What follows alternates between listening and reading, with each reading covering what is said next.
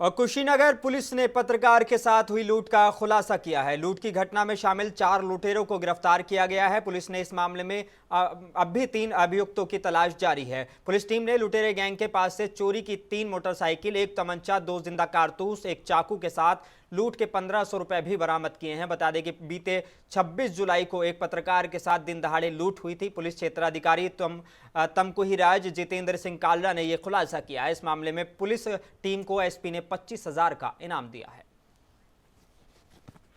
घटना है 3 बजे की, जिसमें कि एक पत्रकार हैं दिवाकर जी, उनके साथ मोटरसाइकिल को लूट लिया था और वो 6 लोग उन्होंने बताए थे घटना में। इसी क्रम में पुलिस ने तत्परता दिखाते हुए इसमें 3 मोटरसाइकिल, जिसमें 2 चोरी की, एक जो पत्रकार महोदय की मोटरसाइकिल है वो बरामद की है। 4 लोगों को गिरफ्तार किया है। 3 लोग अभी फरार हैं, वांछित हैं। कुछ गांव की रंजिश है आपस में इन लोगों की, इसी के संबंध में उसको क्षति पहुंचाने के लिए उन्होंने घटना को कारित किया था, जिसमें पुलिस ने तत्परता। और इस खबर को लेकर सीधे चलेंगे उत्तर प्रदेश के जिला कुशीनगर, जहां से हमारे रिपोर्टर टीपू सुल्तान हमारे साथ जुड़ गए हैं। टीपू सुल्तान, अगर देखा जाए तो पिछले कुछ वक्त में पत्रकारों के साथ इस तरह की लूट और मारपीट की घटनाएं सामने आ रही हैं। ये भी कुशीनगर में भी पत्रकार के साथ लूट का मामला सामने आया था, जिसमें पुलिस ने कार्रवाई की है। अब क्या इसमें निकल कर आया है सामने? आवाज आ रही है? हाँ, कुशीनगर पुलिस ने पत्रकार के साथ हुई लूट का खुलासा किया है और लूट की घटना में शामिल 4 लुटेरों को गिरफ्तार किया है। 3 अभी भी फरार हैं। अब बड़ा मामला यह है कि न सिर्फ कुशीनगर बल्कि उत्तर प्रदेश में पत्रकारों के साथ इस तरह की लूट की घटना हो रही है, मारपीट की घटना हो रही है। हालांकि इस मामले में पुलिस ने खुलासा कर दिया है। अब क्या इस मामले में सामने आया?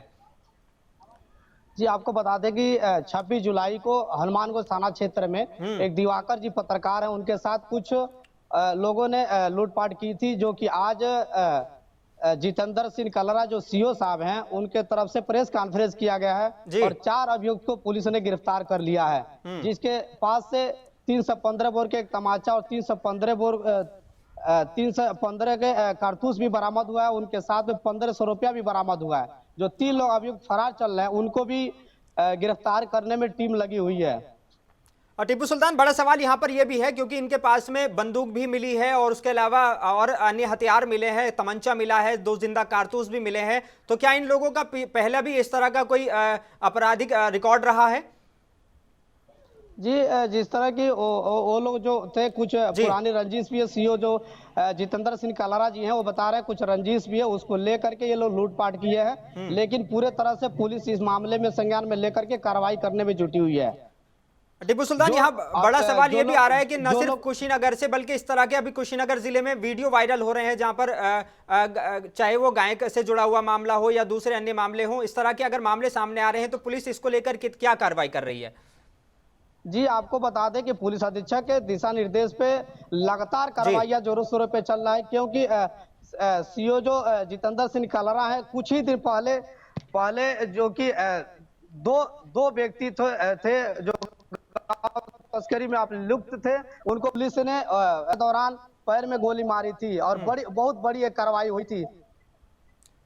जी, तो अब इस तरह की कार्रवाई होना और फिर ये 3 लुटेरे अभी भी फरार बताए जा रहे हैं, तो इनको पकड़ने के लिए पुलिस का क्या कहना है?